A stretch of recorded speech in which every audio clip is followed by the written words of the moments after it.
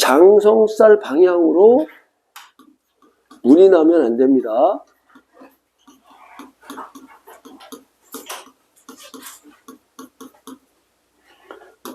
출입문은 더욱이 안 되고요.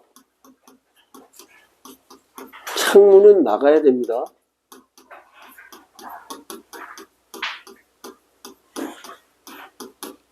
출입문은 어떻게 할 수가 없으니까, 그죠?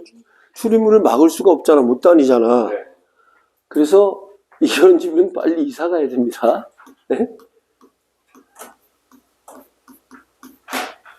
그리고 정 안 되면, 요게 정 안 되면 왕명이라고 써서 요 글자 쓴 부분이 문에 붙도록 해야 됩니다. 그렇게 붙입니다.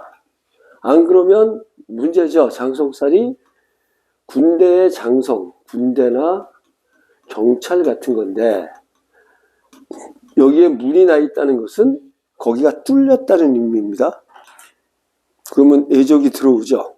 도둑놈이 들어오면 남자는 재물과 마누라를 뺏기고요. 여자는 재물과 자기 몸을 뺏깁니다. 그래서 안 됩니다. 그러니까 장성살 부분은 꼭 막아야 된다라고 생각을 하십시오. 자, 그래서 삼합 중 가운데 자다 그랬고요. 이제 또 요것이 포태법으로는 제왕의 자리이기 때문에 이제 뭐 이거 뜻을 얘기한다면 월급장이 그만하고 사업을 해서 활동력이 가장 왕성한 시기이며 핵심 그 자체다. 그래서 이제 그렇게 썼고 1번 장성살 1이나 장성살은 내무장관 뭐 이렇게 보는 겁니다.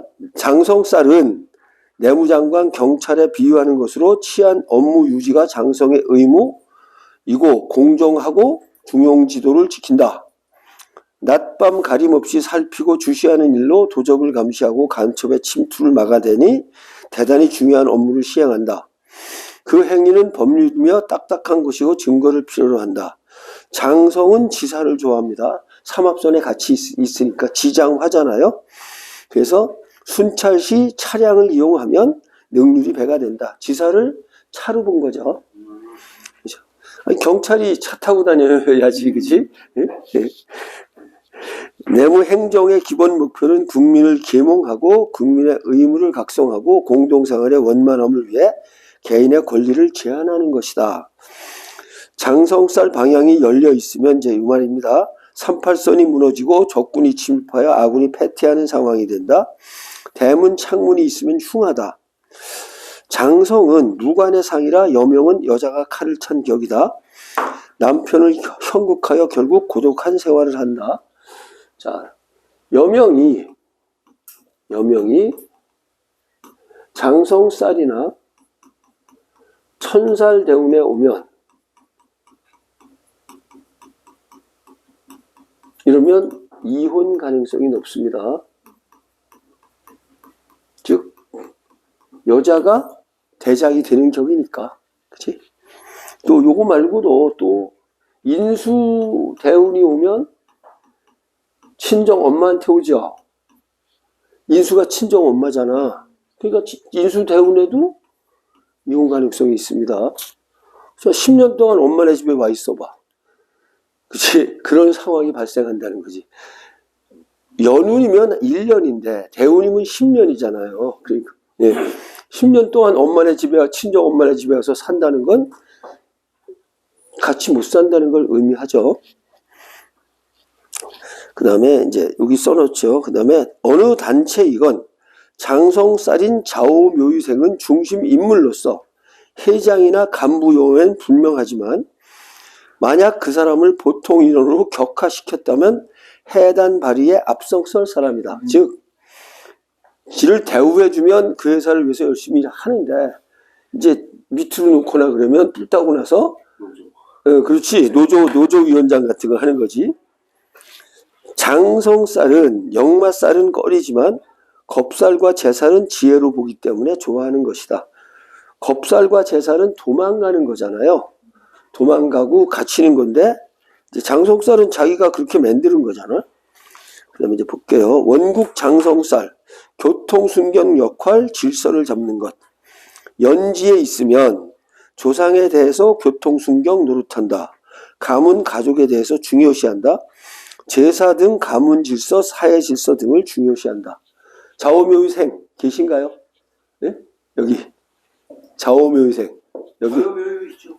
아니 연애. 연애. 예, 예. 연애. 연애. 아우. 저는 유생. 예? 유생. 본인이 비록 뭐 둘째 딸이나 막내 딸로 태어났더라도 본인이 아마 가정 역할에서 좀 주인 역할, 주인공 역할을 하고 한다 그런 얘기야. 또 뭐 저 장남이 아닌 차남이나 막내 남매 부인으로 갔더라도 뭐 시어머니를 모시는 등 뭐 그런 것들. 응? 예면이니까. 외면지가 됐어요, 갑자기. 그러니까 근데 그런 식으로 자기가 첫째 며느리 역할을 해요.